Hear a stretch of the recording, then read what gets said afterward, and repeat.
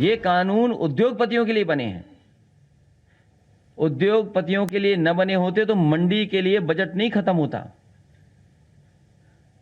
एक भी मंडी को चालू करने के लिए बजट नहीं दिया गया, और जो पहले से मंडियां चल रही थी उन मंडियों के भी ठीक करने का कोई भी बजट का इंतजाम नहीं हुआ।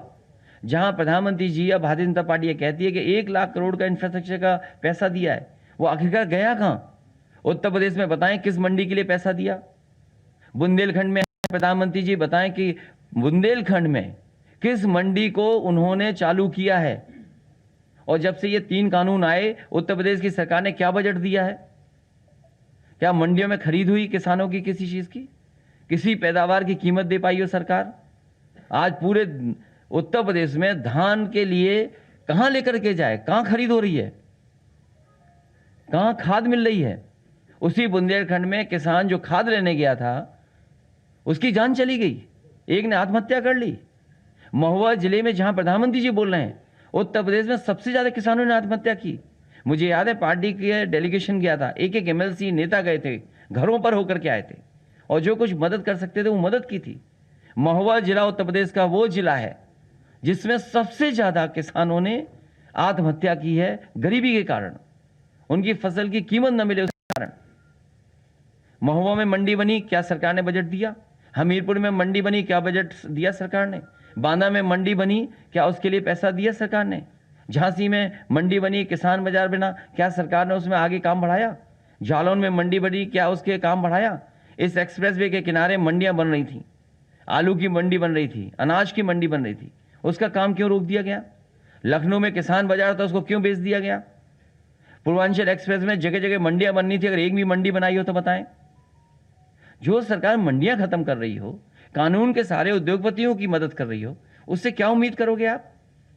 तो जहां उन्हें 3 कानून वापस लिए हैं, जनता को सावधान रहना पड़ेगा। चुनाव के बाद हो सकता है फिर कानून ले आए ऐसा। इसीलिए बिना इन्हें हटाए, बिना इनका सफाया किए किसानों के हित में फैसले नहीं होंगे।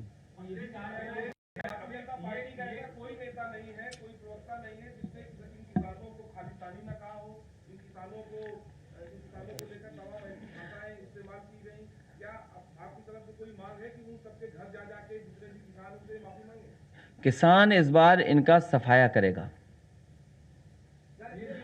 और जनता इन्हें माफ नहीं करेगी, किसान माफ नहीं करेगा।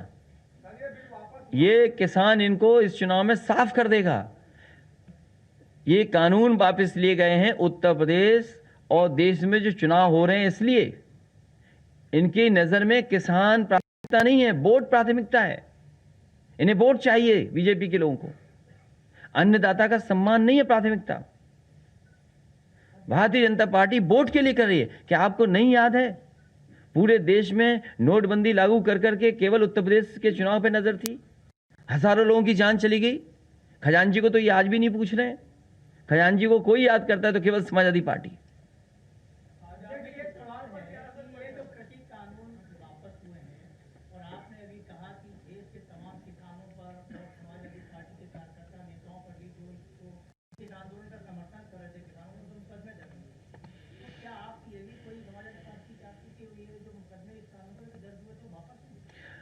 क्या भारतीय जनता पार्टी जिन किसानों की जान चली गई उन्हें वापस ला सकती है? क्या किसानों के साथ जो अन्याय हुआ उसके लिए क्या माफी मांगेगी भारतीय जनता पार्टी? कितना किसानों को अपमानित होना पड़ा? और उत्तर प्रदेश में सूची निकालिए आप, कितनी बड़ी संख्या में समाजवादी कार्यकर्ताओं पर मुकदमे हुए हैं। देश में अगर सबसे ज्यादा मुकदमे कहीं हुए होंगे तो किसानों के आंदोलन में समाजवादी पार्टी पे आंदोलन हुए, मुकदमे हुए।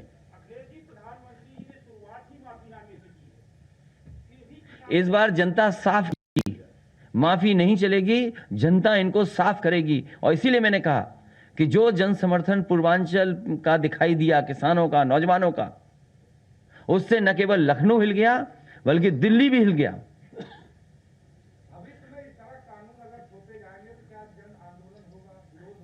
लोकतंत्र में हमेशा इसी तरह के आंदोलन चलते हैं, लोग अपनी बात रखने के लिए आंदोलन करते हैं।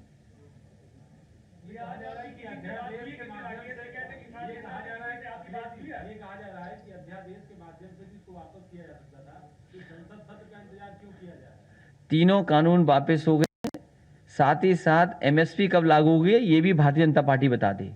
उत्तर प्रदेश में धान खरीद हो रही है,